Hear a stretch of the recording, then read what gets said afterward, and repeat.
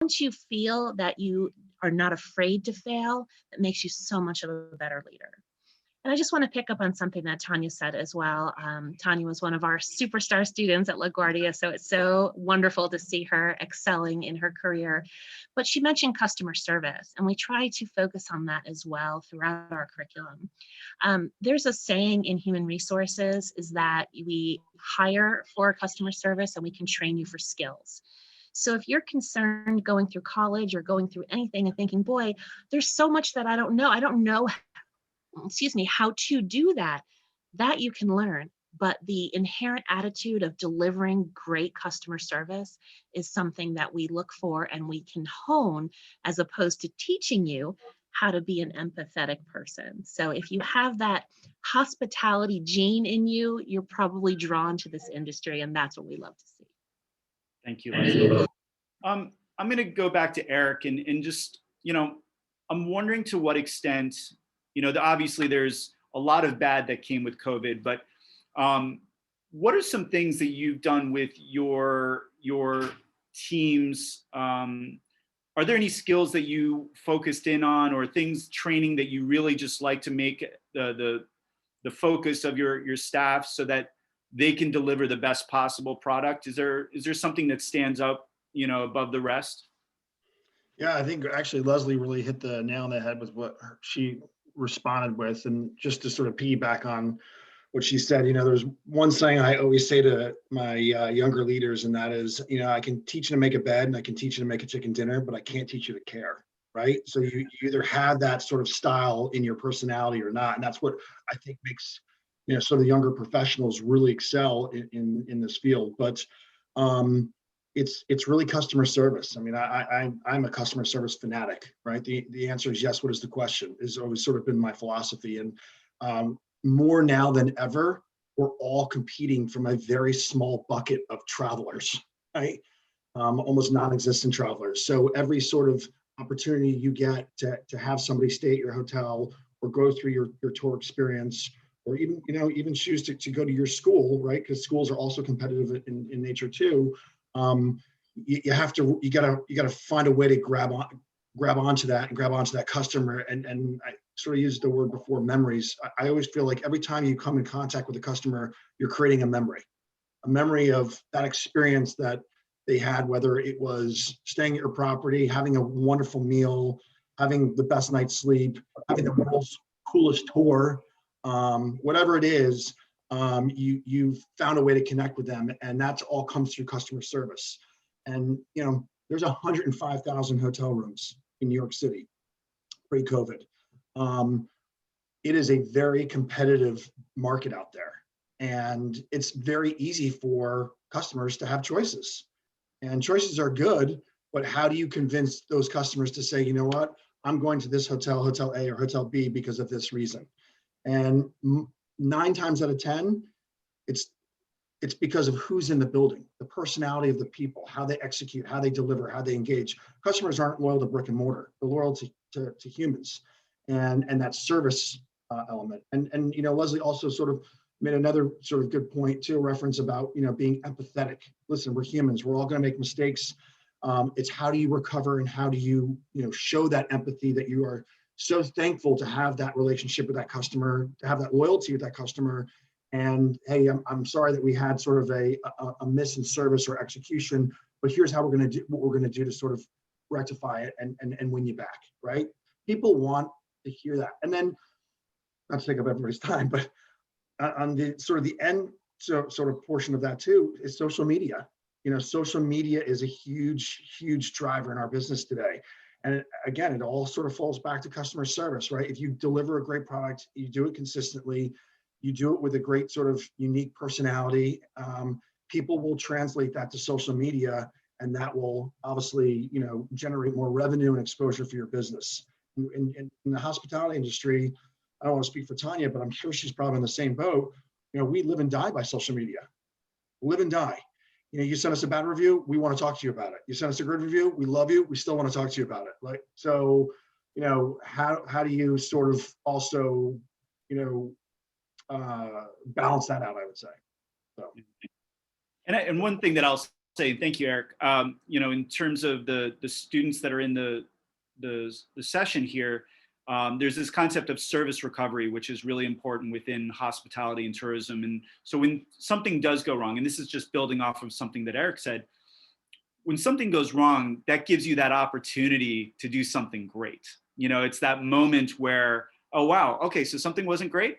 Let me see how I can make this even better. And then you create this goodwill that makes them just want to come back for more and more, because you actually found that opening to do something special.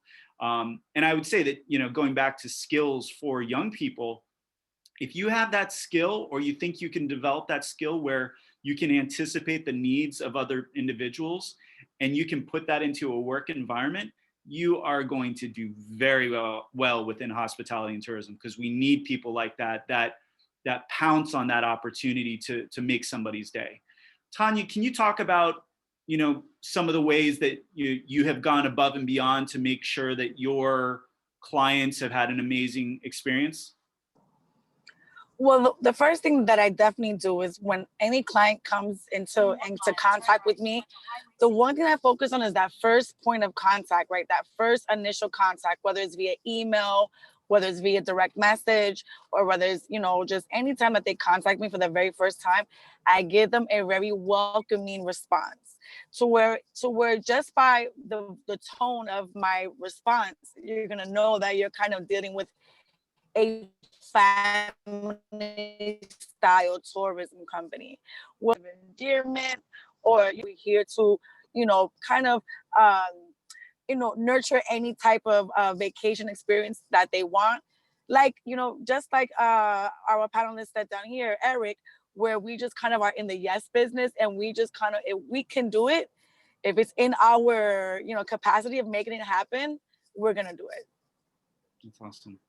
I'm going to go back to Leslie. Leslie, what are some ways, and this is going to open up the conversation in a different direction. What are the things that students can work on now? We have some restrictions. We can't go out and do the same kinds of things. Pre-COVID, there's so much more opportunity to just go in and out of restaurants and hotels and visit different places and open your eyes and just learn. Now it's a little bit more complicated. What are some things that students can do right now from the comfort of their homes, their living rooms, their porches, to develop some skills that could really serve them in the hospitality and tourism industry? So I think that if you enjoy YouTube as much as I do, it's very easy to find hospitality related videos, but not in a formal training sense. I love to watch travel bloggers and restaurant and food bloggers. And yes, they might not have brand new content, but you can probably find so many things. And what they're telling you is what customers want and what customers want to hear. So as you listen to authentic customer experiences, start to collect that. Oh, I liked what that person said about the way that plate looked. Or when they walked into that hotel room, they really wanted to see a big window with a view. If you start to collect that, then you can start to take that inventory of what you need and start to look for jobs, internships, opportunities that will help you hone those skills. You can also start looking at some of the organizations that we have here in the hospitality, across the hospitality industry, because they have incredible resources. So, for example, AHLA, which is the American Hotel and Lodging Association, they have all kinds of information that's not only for experienced hotel leaders, but also for emerging leaders. And so if you start to think about, where do I want to be? I always like to think, start with the end in mind. And I'm not actually sure who gets the credit for that phrase, because so many people have said it, but I think about, where do I want to be in 10 years, or where do I want to be in 20 years? And I'll tell the answer, it's laying on a beach in Hawaii. But for now, what do I want? Where do I see myself? And how do I get there? And more importantly, who has that job now? What did they do to get there? And honestly, talk to everyone who will listen. Ask them, how did you get here? What mistakes did you make? What can I learn from you? Because people love to talk about themselves. And when you find someone who you would like to emulate, ask them to be your mentor. Create a LinkedIn profile, start connecting with people. I'm so happy when people reach out and look to connect with me on LinkedIn. I'm so happy to share my experience. So. That's great. Thank you, Leslie. Eric, can you build on that? You know, there's, you know, what do you, there, you may have had some employees that had to be furloughed. You may have had some employees that you didn't really have a place for, you know, was there any advice that you gave them of things that they could do to keep their skills sharp, or were there new areas that you pushed them into, things that they could do, and perhaps things that these students could do to create skills during this time? Yeah, you know, I'm glad Leslie brought mentorship. That was something I was going to throw out to the group too. I think it's very important that we all have a mentor. You know, I even have a mentor, two of them actually, and it you know, gives you someone to sort of throw ideas against, experiences against, questions, industry sort of news, whatever it is. But it's good to have. I think it's very, very important to have a mentor. So, you know, I would recommend to the students is to go out and find who that person is. And sometimes it's better to have somebody that's sort of in your industry, but not directly involved with you, because you'll get a much more sort of broader approach and response and advice, right? Because there might not be such necessarily a direct interest in you because you're working for them. More so, they're just going to tell you how it is, and that's what you want, right? You want sort of that honest approach. You know, but obviously someone who has a repertoire of experience will benefit you in the long run. Whereas, you know, individuals that we had unfortunately furlough, you know, sort of my advice was, you know, I always like to try to stay in contact with them once a month, just sort of a temperature check, how you doing, what's going on. For some, it actually gave them a chance to sort of take a step back and say, hey, do I want to pivot and actually change my career within the hospitality industry?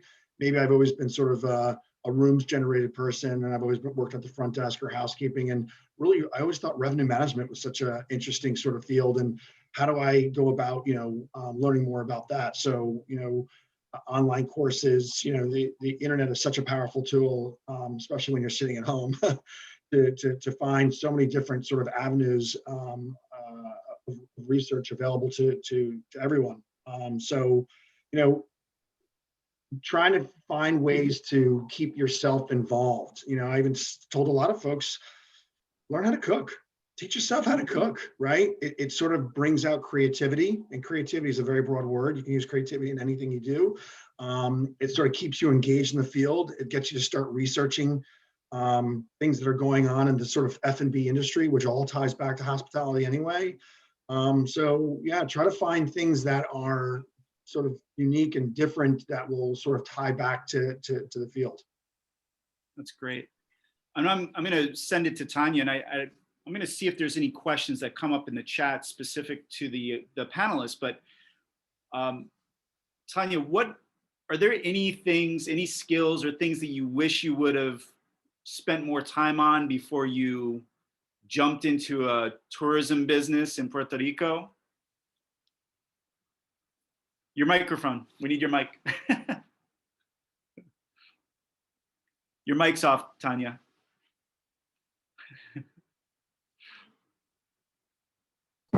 Okay, how about now? Is it too windy? Yeah, it's fine. Okay. So is there any skill that I wish that I would have kind of like brushed up or sharpened prior to me starting the business? I think more so for me, just probably would have been more so like the accounting, the financial portion of it. I think I took just like a basic accounting, and obviously, you know, your revenue, your expenses, all of that is very important on keeping track of.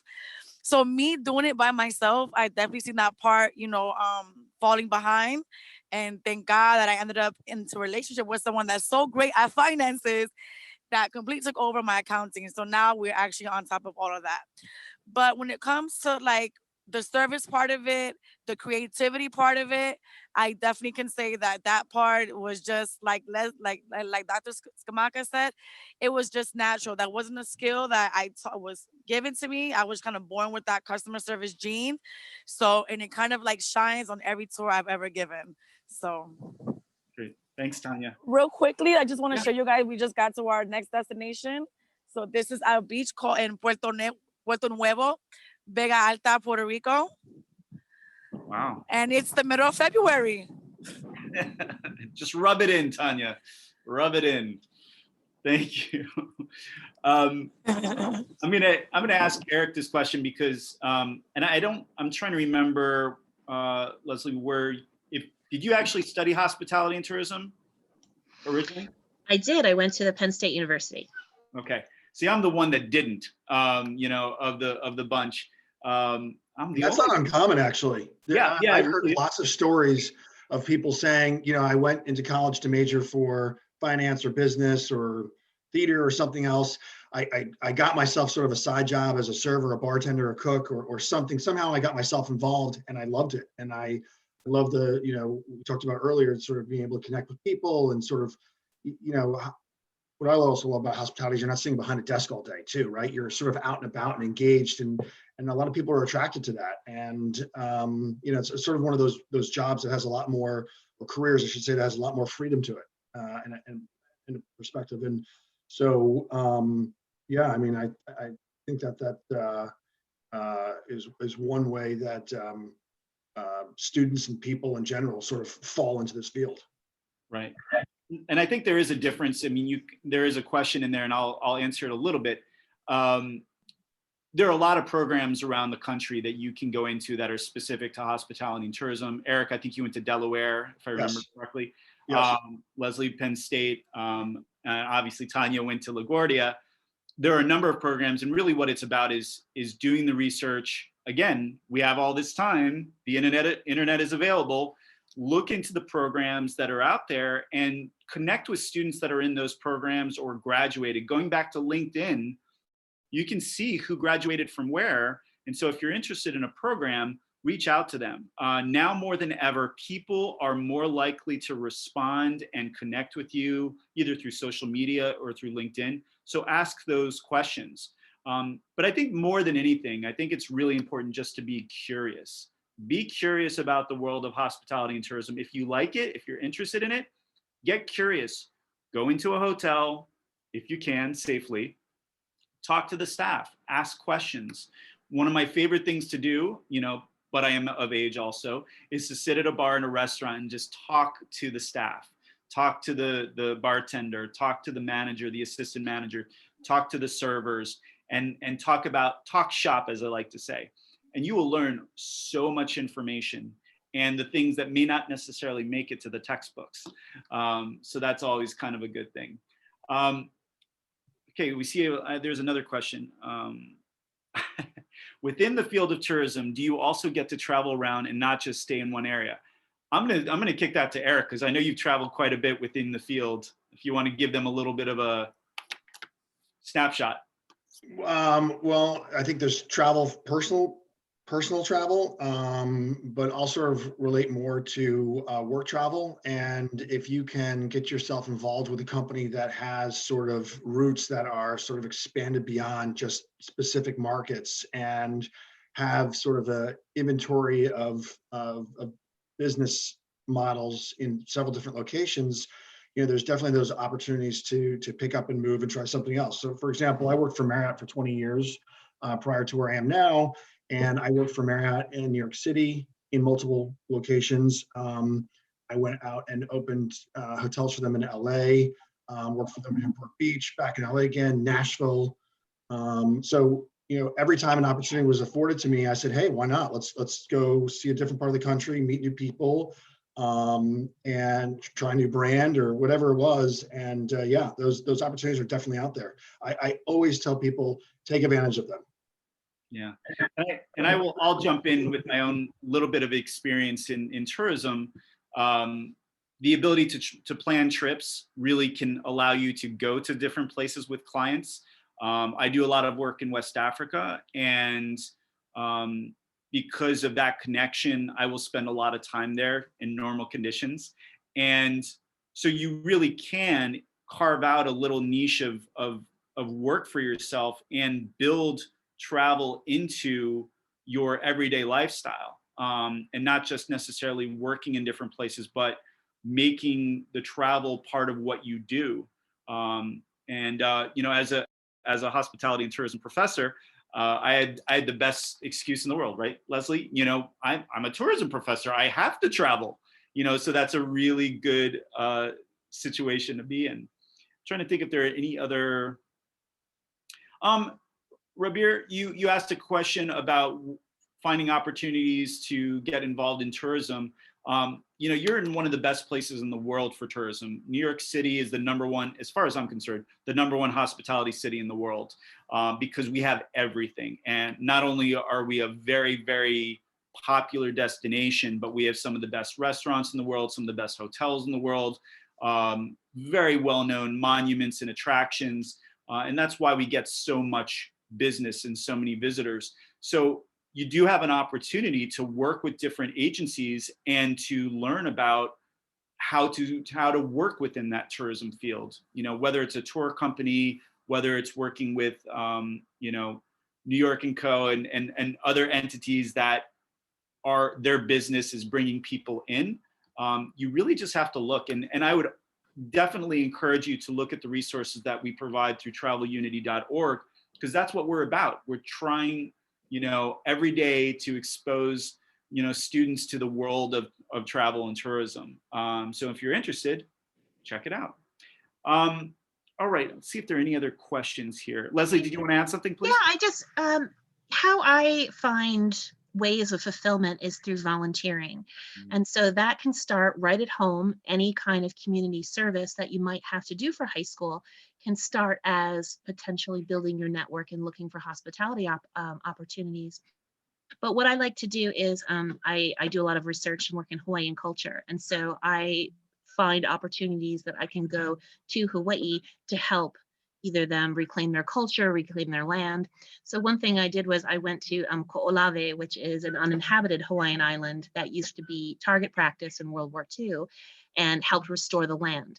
And so not only am I giving back and fulfilling my own need to help this planet, but it's also a hospitality opportunity in which I met a lot of leaders in Hawaiian government and Hawaiian culture. So who knows where that's going to take me. So never overlook volunteer opportunities. And plus, to get your first job, if you don't have paid experience, volunteer opportunities are a great way to have that conversation with a potential employer. Thank you, Leslie. And I do want to answer one question, or to ask this question of the panelists. You know, what are some things that involvements, or what were some things that you were involved with at the high school level? And I'm trying to think back then, that really helped me be the person that I am in hospitality and tourism, or the person that you are. And I'll start out. I was a member of DECA, Distributive Education Clubs of America. And that to me was a really good place for me to understand business a little bit and understand how things work. And I think it sparked entrepreneurship in me, which is a very important part of the hospitality and tourism industry, especially tourism. You know, Tanya is an entrepreneur.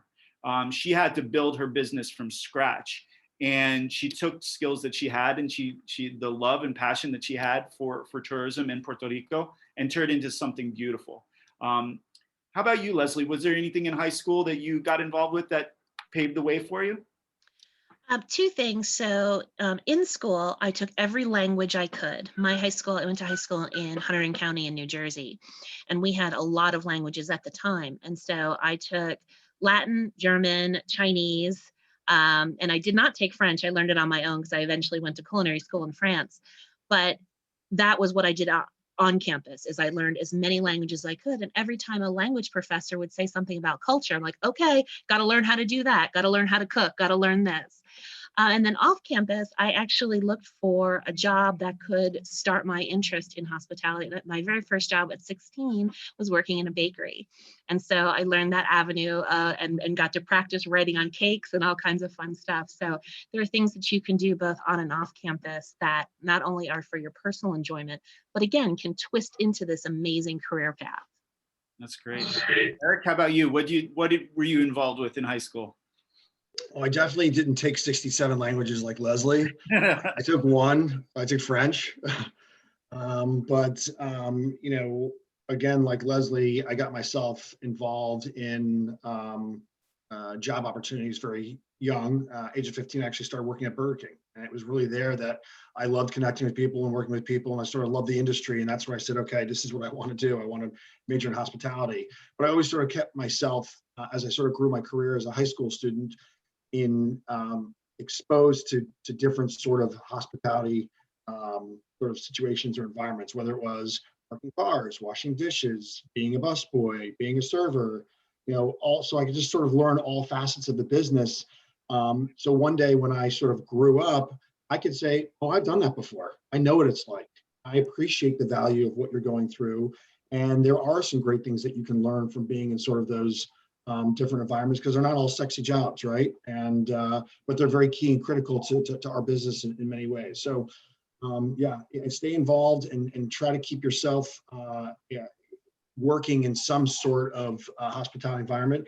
I'm sure there's a lot more clubs out there, as you sort of referred to, Damien, or organizations they didn't have around when we went to high school. I would encourage you to do that. Even if they're not even hospitality driven, it just gets you involved with other people. It goes sort of back to Leslie's example of how important networking is, and using your LinkedIn and social media. And it's just good practice to be sort of connecting with others, and you never know who you're going to meet. So sort of keep yourself involved as much as you can, and keep yourself well-rounded, because you become a lot more attractive to colleges and universities too when it comes to applying. That's great.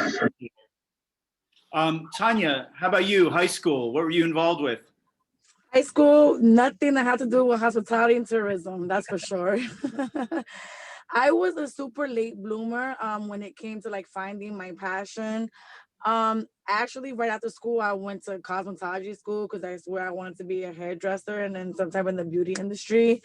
But to be quite honest, I didn't really I knew that I had amazing customer service. Like I have worked a plethora of call center jobs and things like that, and just always, and then once I became like a cocktail waitress and things like that, I just always seen the way that people received me. I always seen that, wow, people actually have a really good time when they're around me, or just how much excitement people would have in my presence. So that in turn made me realize like, wow, like I have a personality that I can actually sell, right? So it wasn't really till like I had a friend maybe back in 2014 that offered me to help me out to get a hospitality job within Puerto Rico if I ever relocated. And that's what even made me even look into a tourism program within college back in New York City. And then by the grace of God, I landed in the hands of Dr. Duchamp and Professor Skamaka. So I got so lucky. And to this day, I have, Professor D as my mentor, who, every time I get my TripAdvisor, awards of excellence or any, great news, I always come right to him with all of that. So that's excellent. Thanks, Tanya. And I completely forgot. I wash dishes, which we call plongeur in France. Wash dishes. I flipped pies. I made pizza.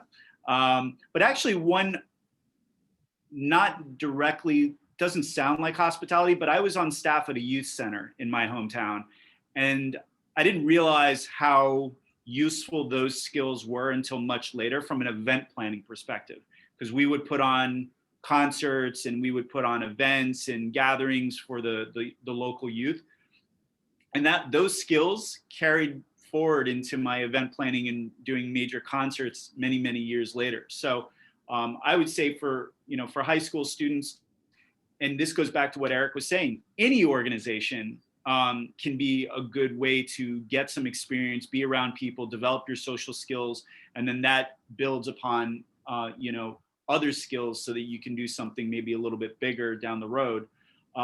Somebody talked about languages, and I just want to address that, and then we're gonna wrap this part up, and we're gonna kick it to Leslie, and she's gonna talk about her program at Laguardia coming up next.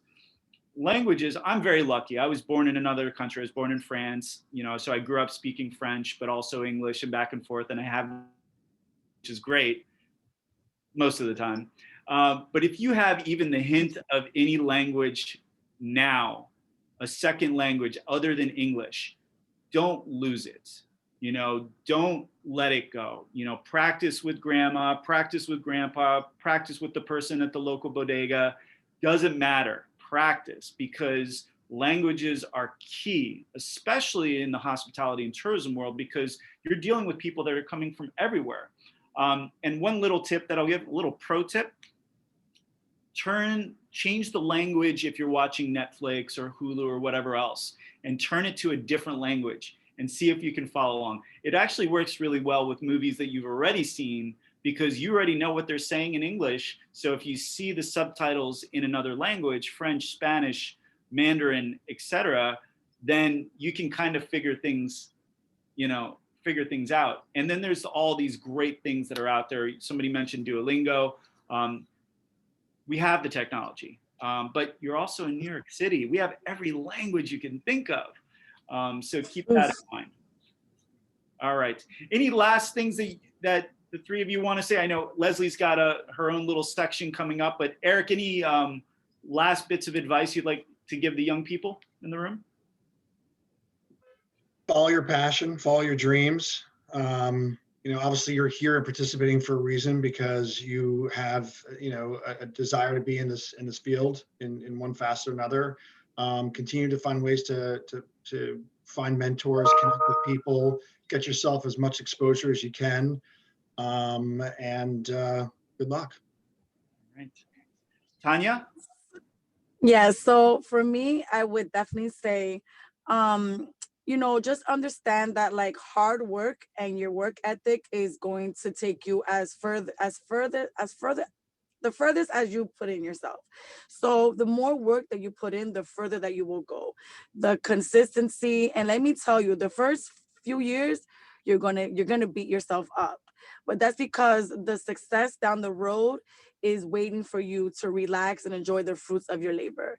I mean, the first few years I have worked on Christmas, I have worked Mother's Days, I worked on my children's birthday, my own birthday, because in the very beginning of business, I was a one-woman entity. So basically, if I didn't work, I didn't make any money. The one thing that I can definitely say that I know that I found my true calling in life when it comes to hospitality is that even during a COVID year, where I lost 4 to 5 months worth of business, meaning zero income whatsoever, zero revenue, my business, a 3-year-old company, still was able to see a 6-figure revenue in a year of COVID. You have to understand, my business has been threatened by Hurricane Maria. We've been threatened by earthquakes and now COVID, and we still happen to bounce back. And to be quite honest, I'm still doing very well, even going into 2021 when it comes to bookings. But most of that comes from my word of mouth. Trust me, your great service will travel like a wildfire.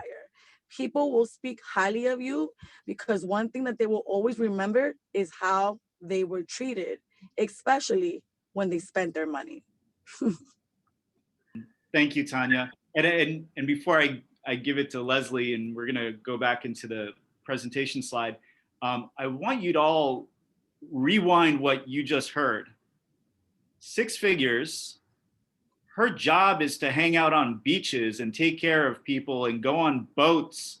There's not many better jobs than that. So if you're at the least bit interested, I mean, being a professor is actually really good, but if you are the least bit interested in hospitality and tourism, yes, it's very hard at the beginning because you have to put in your time, you have to develop your skills, and you climb that ladder. But the life can be very, very good, and you can meet some amazing people and develop some great skills and relationships.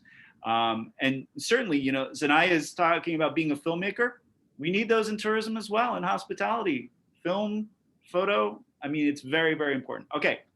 One last thing, Go ahead. I promise. One thing that my husband always tells me in this business, it is very easy to sell fun. Very easy to sell fun. That's a great way to end it. Thank you, Tanya. Thank you, Eric. Leslie, we're going to turn it over to you. Corinne, if you can, there you go. Perfect. All right. So now we transition. Take it away, Leslie. Thanks so much. And it was just great to interact with Eric and Tanya. Everything that they have said, I hope you can take to heart because it's certainly fantastic advice. But I really appreciate just a few moments to speak to you about your next steps after high school. And I hope that you would consider Oh, we've got some feedback there. I hope that you consider pursuing a hospitality degree. I would love it if you would pursue a hospitality degree at LaGuardia, but one of the questions in the chat was, what are some of the good programs? And that's actually a kind of a tricky question to answer in general. But the advice I would give is, if you think you know where you're going to at least start your career. So are you going to be working on the East Coast, on the West Coast, globally? You might want to start looking at schools in those areas. And the reason is, universities, just like companies, have something called brand recognition. And there are very powerful schools that are well known in certain parts of the country. And so if you go to CUNY or SUNY, you go to one of our New York schools and you're working in New York, employers and customers are going to look and say, hey, I know that school. That's a really good school. Whereas if you go to school in California and then come back and work in Georgia, someone might say, huh, boy, I'm not familiar with that school because it was so far away. So that might be one thing to think about, is that if you know, hey, I want to work in Las Vegas because I want to work events in casinos, UNLV, that's an obvious choice, because then you start to set up your network and you start to understand the community that someday you'll be working in. So we're going to stop talking about other schools and hopefully talk about a potential for LaGuardia. LaGuardia, we are in Long Island City, and my program is in the Business and Technology Department. But across LaGuardia, we have so many benefits. So no matter where you go in LaGuardia, you're going to make a good choice. We have over 60 different majors and a variety of different what we call continuing education programs. So that means after you get your degree, you can come back and get more information and more certificates. There's about 33,000 people that go to LaGuardia, and about half of them are seeking degrees, like I would hope that you would. So you'd be in really good company. And Tanya, I said, is one of our wonderful alums, so you can be in great company with a LaGuardia degree. Another thing I wanted to point out is our students come from all over the world. So about 150 countries and almost 90 languages spoken. Certainly comes in handy as a professor to have a little bit of a language background. It's very rare when I'm in a class that students speak English as their first language. So we are a complete melting pot of wonderful culture and wonderful world experience. To apply to LaGuardia, it's very simple. I've given you a link here in the PowerPoint slides, and I think there was a link also in the chat. So to consider applying to LaGuardia, really easy to do, and our admissions team is really very, very hands-on and was more than willing to help with your application or with any of those details. The same thing about the financial aid, which I have on the next slide. This is not my area of expertise, but I do want you to know that a majority of our students, and I think the number is about over 90%, leave LaGuardia without student debt. And so that is an amazing feat. We try to make sure that all of our students have the opportunity to earn the education that they work so hard for. The required GPA, the question in the chat, that would be a better question for admissions. I don't know that we have set requirements because we look at students as a whole and what you've brought from high school.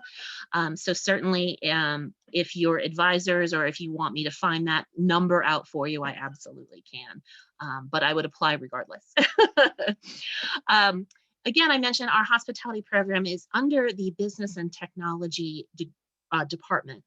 And what that means, and what's very important for you to hear, is hospitality management is a business degree. And a lot of times, throughout my career, I had people say, when are you going to get a real job? Or when are you going to go to real school? I mean, even my own dad, every day of my undergraduate degree would say, when are you going to be an engineer? I'm like, I'm not going to be an engineer because I'm a hospitality leader. So you will be earning a business degree, which means that you can transfer these skills throughout hospitality and tourism and even beyond. So that hospitality degree sets you up for success in so many different capacities. So even if you decide, you know what, boy, I don't want to work in a hotel, but I want to work in tourism, you have that flexibility with this particular degree. Our degree is a 2-year degree, and it's a great stepping off point for a number of different choices. One is you could go on and get a 4-year degree, which is a bachelor's degree, from any program across the world.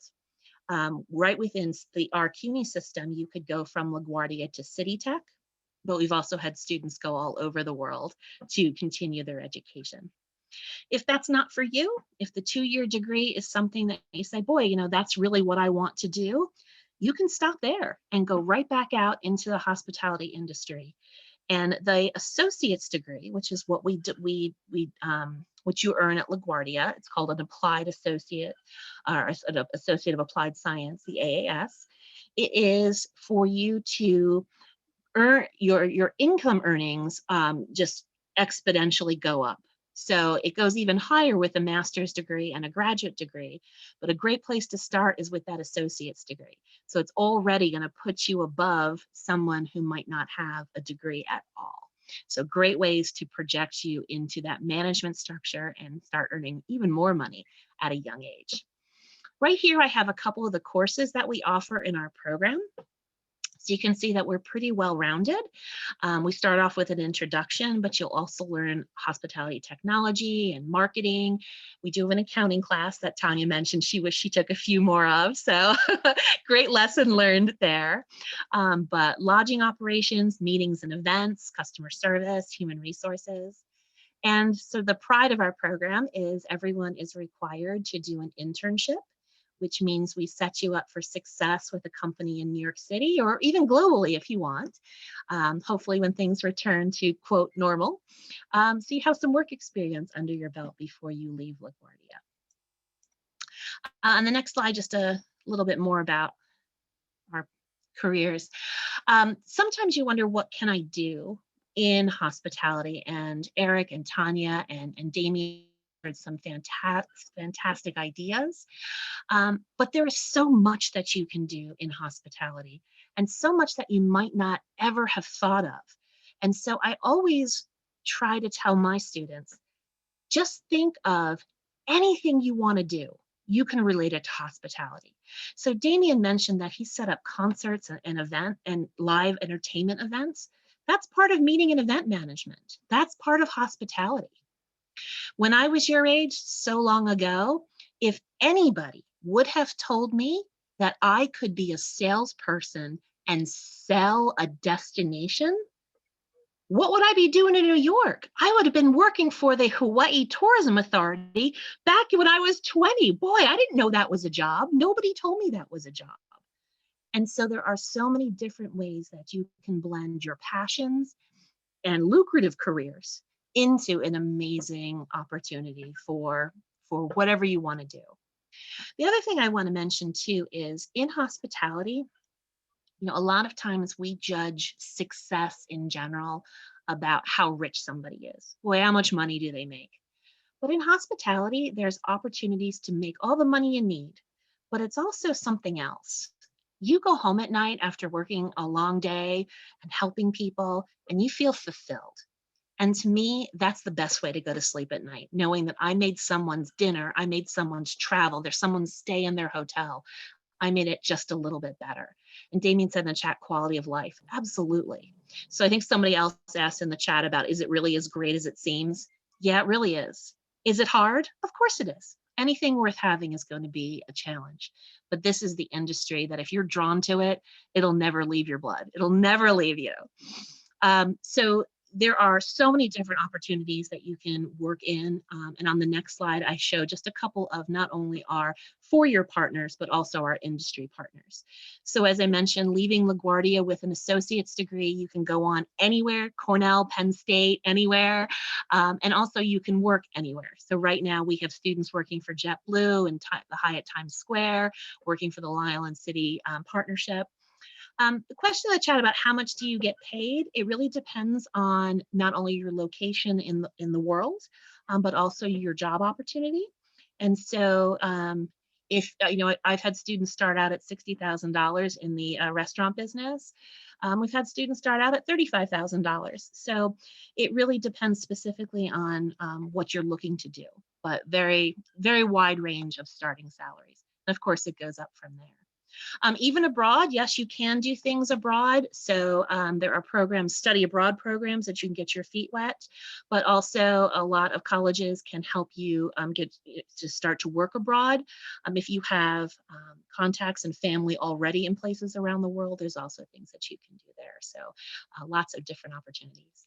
So I hope that you will at least consider LaGuardia as your next step. I am more than happy to talk to any of you at any time about our program and about what you can do with it. I know Damien also is more than willing to talk to students at any hour to encourage them to join our fabulous industry. And this last slide is just a little bit about some of the things that our admissions team does. So if you want to learn a little bit more from the comfort of your own home, here are just 2 examples of events that we hold to tell you a little bit more about LaGuardia. So do you enjoy meeting all the different people while traveling? Oh my goodness. There is something so powerful about connecting not only with locals, but with other travelers. And that's why I love language so much, because even though my languages across the world are not at fluency levels, if you try to immerse yourself in a culture, the locals are going to really respond to that and really appreciate the fact that you've taken a moment to learn about them and to embrace their culture.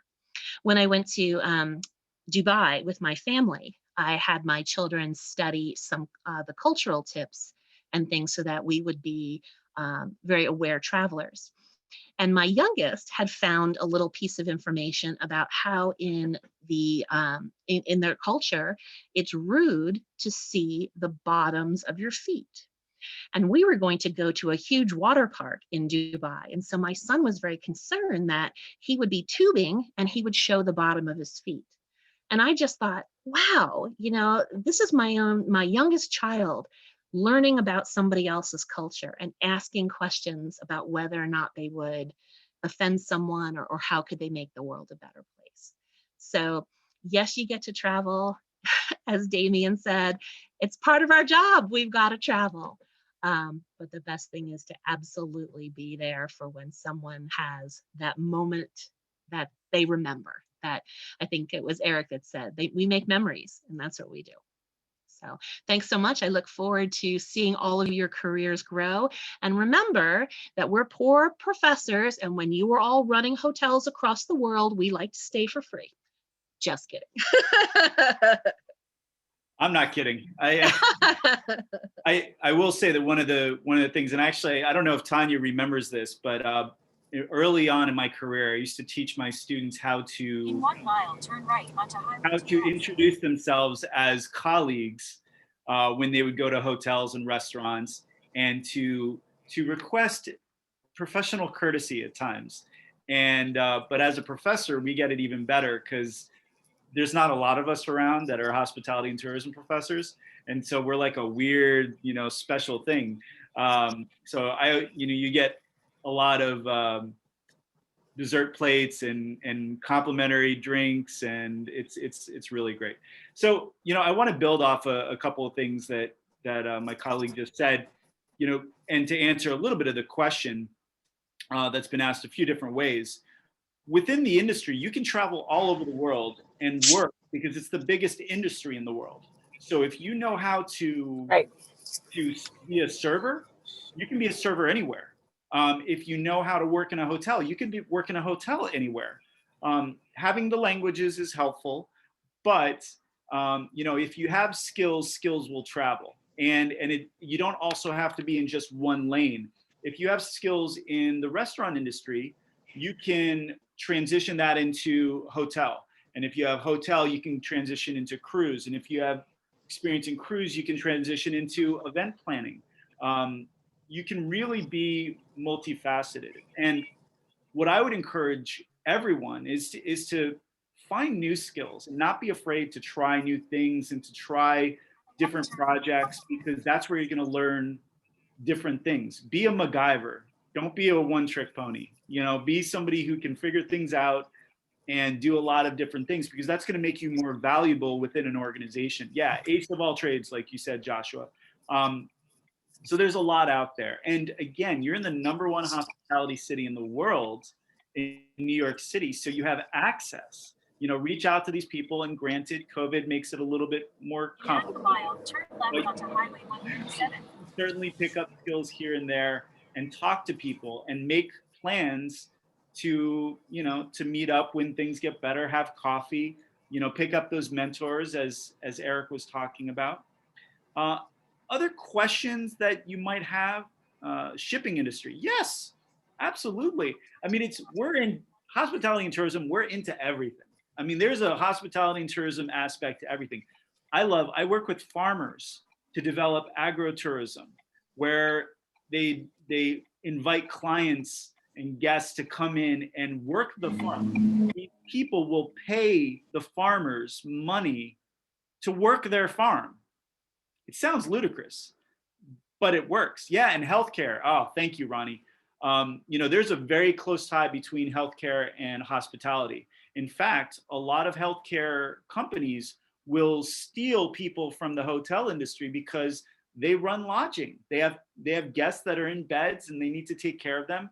And one of the areas that I'm very focused on is, and I work for a school of nursing now, is patient experience.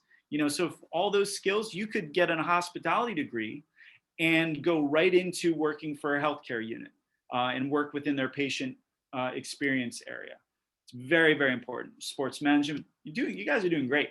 Military, sports management. I actually have a very close colleague who's now a business professor, but he has a degree in hospitality, and he ran a military hotel in South Korea.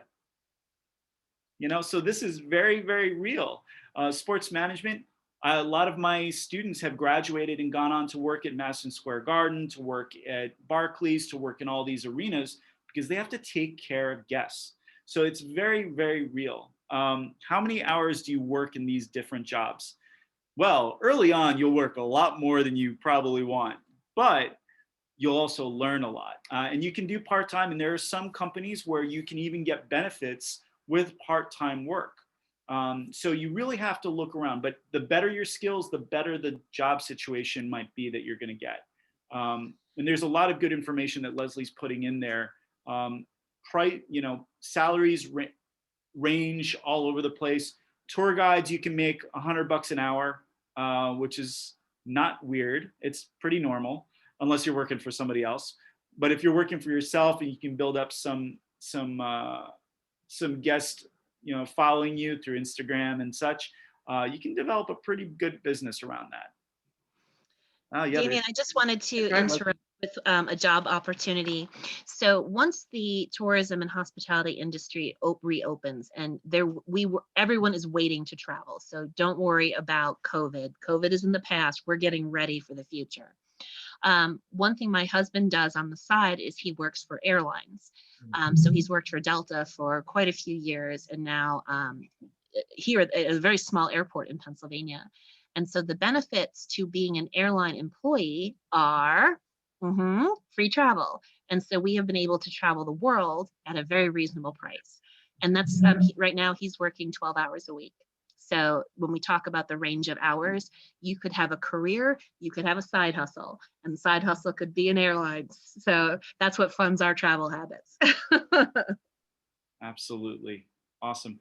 Other questions? Let's see. Tanya, kind of wanted to tap in. Yeah, I wanted to chime in earlier when Professor Stamaka was speaking about, the quality of life and just being able, getting paid to live the life that you want to live. Like, that's all that it really came down for me. My main focus was providing experiences that people generally wouldn't get when they come to Puerto Rico. The guests that we actually had today, this is actually our third day. They actually booked us for 3 days in a row. So imagine that. One day we were on a yacht with them.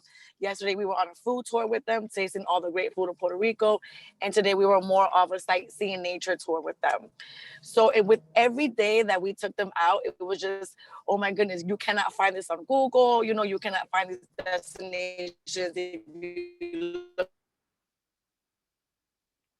Well, is providing these experiences that people generally would not get when they first come to Puerto Rico, or even on their third trip. We try to focus on taking them to locations that even when they tell people where they've been, I've been to Puerto Rico millions of times, I've never even heard of this place. So that is a part of it. And just, just seeing that you can literally live life the way that you want and get paid for it. People come on my boat and tell me all the time, I can't believe you get paid to do this. I want your job. I'm like, it's not a job. This is my life. Awesome.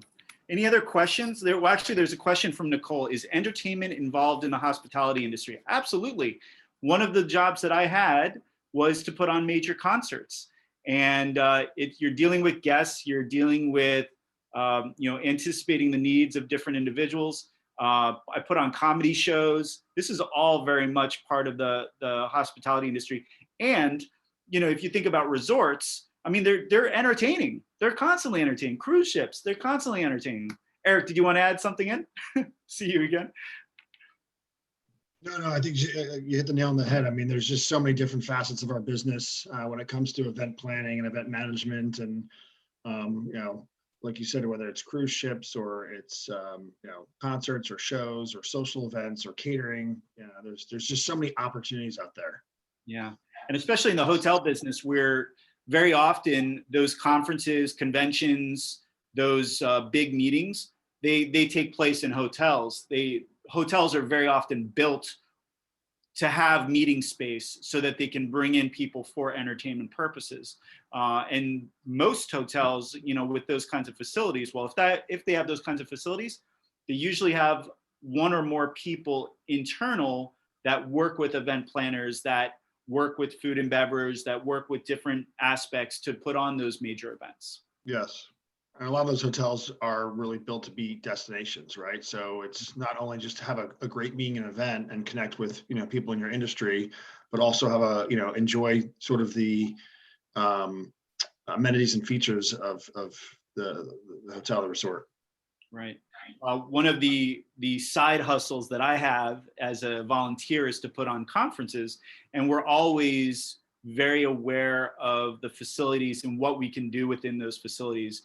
With one organization, we always put on one comedy show. We put on a ball, which is very lavish and beautiful with staging and lights and music.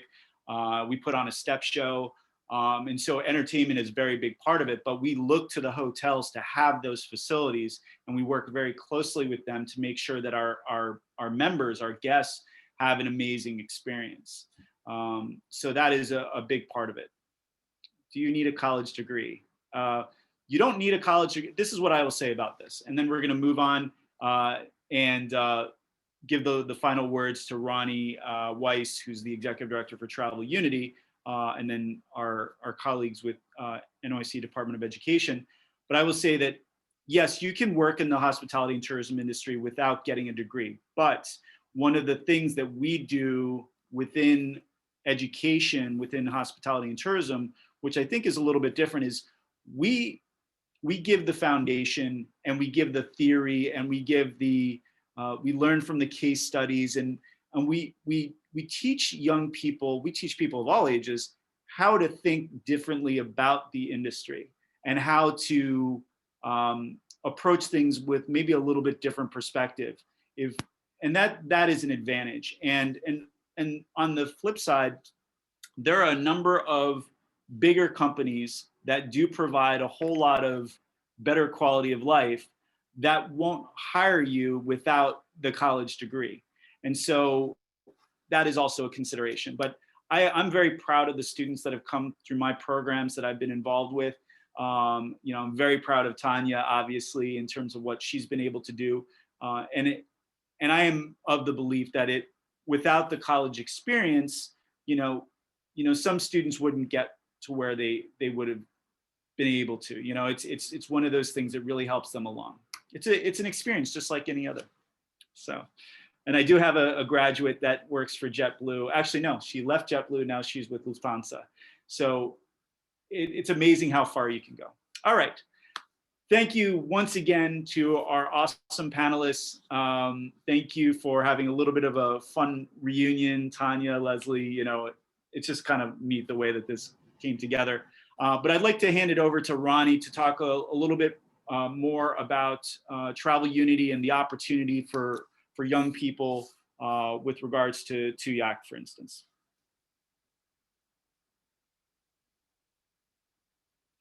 put on your microphone. All right. Well, I will say that we have an organization called TUYAC, which is a youth advisory group. And basically what we do is we meet every week and we work on a variety of projects. And one of the things that we're doing right now, just to give you an example, is we're working on guides to visiting different places. And one of the things that Travel Unity is about helping the travel industry be more welcoming, helping individual sites be more welcoming, helping restaurants. Hi. Oh, hey, Ronnie. There we go. Be more welcoming. You want to add to that, Ronnie? Well, I didn't hear what you said, so I'll just assume I know what it was. So the benefits of our Youth Advisory Council is we basically take into account whatever your needs are and desires and wishes and wants and all of that. So as we're talking about, internships or thinking about colleges or whatever else, it's an opportunity for you to connect with people from the travel industry. It's a way for you to connect with other young people. Also, as I mentioned earlier, we're a nonprofit that wants to make the world a place where people can feel like they can travel. So we have some members who are working on travel guides where they're going to be presenting those to middle school and then elementary school students. And there just are a lot of ways to get involved. So if you are interested in leadership and expanding those aspects of your portfolio and experiences, or if you just want to be pursuing having discussions like these more often, that's what we do. And we have weekly virtual meetings. And after COVID is subsiding, we will be going back to doing some excursions locally and regionally. So if you go to travelunity.org/TUYAC, you can fill out the application form. And if you ever have any questions, you could certainly reach out to me directly. I'm putting my email address here. And yeah, looking forward to talking to whomever, whenever. Great. Thank you, Ronnie. And one little thing that I'll throw in there is we also are committed to helping young people, no matter, and pretty much anybody, but our focus is young people. We want everybody to know that it's not impossible to travel. And I think that there's this this perception that you need boatloads of money to go to places around the world. And that's simply not true. My last trip, and this sounds like a big amount of money, but for where I went, it wasn't a lot. But I did a trip to Ghana, West Africa, my entire trip for a week for less than $1,000. I've traveled for less than $700 and I hit 4 countries. And it's, yeah, it's money and it's big to some extent, but you can go to Paris for under $200 every once in a while. And this is in normal times, not COVID times. And so we really try to help people understand that there's a better way and that there's resources out there. And there's a lot of fun projects that we're working on right now within TUYAC. And so definitely check it out, visit the website, fill out the form, join one of our meetings, and hopefully you can get a lot out of it. So with that, again, thank you, and I'll pass it back to Corinne.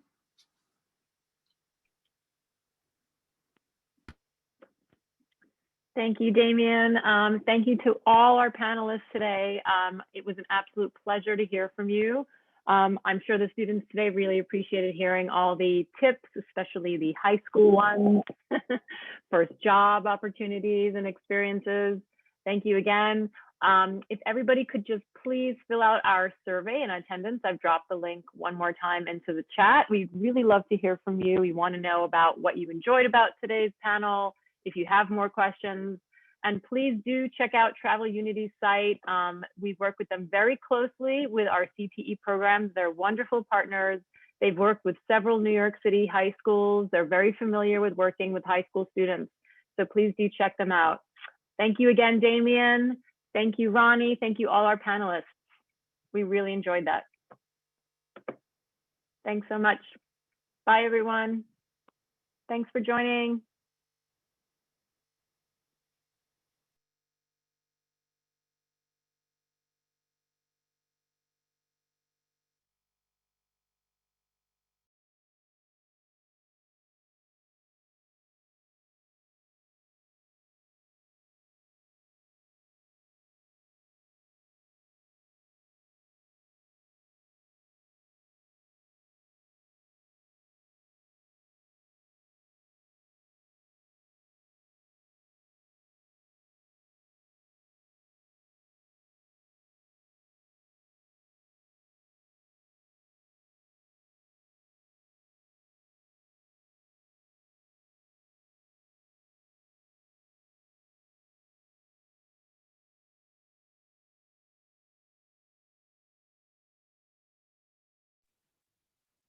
Hi, Sebastian. Did you have a question? Should I finish the note sheet? You can, that's really just for your reference. You can use that just to take notes for yourself. But you can ask your teacher if she wants to get any specific, feedback from you about your experience. That's really just for you guys. The reflections form, I mean the thing that you put out with the document. Oh, the form? Not the form. Yeah, if you could, the yeah, doc. if you could fill out the form, that would be Not great. the form. The doc. The doc, yeah, that you don't have to fill out. That's just for you, All right. so that you can, you can take notes. Did you enjoy that? It's okay, I guess. Yeah. What school are you from? Scholars. Scholars. Okay. So are you in the you're in the hospitality program? Yes. Okay, cool. What year are you? 9th. Oh, ninth. Just starting. Okay. That's great. Well, we hope you will continue on this path, but even if you don't, as you heard, there's lots of ways to transfer the skills you learn from this kind of program onto other jobs. All right. All right. Thanks so much for joining today. Bye. Bye.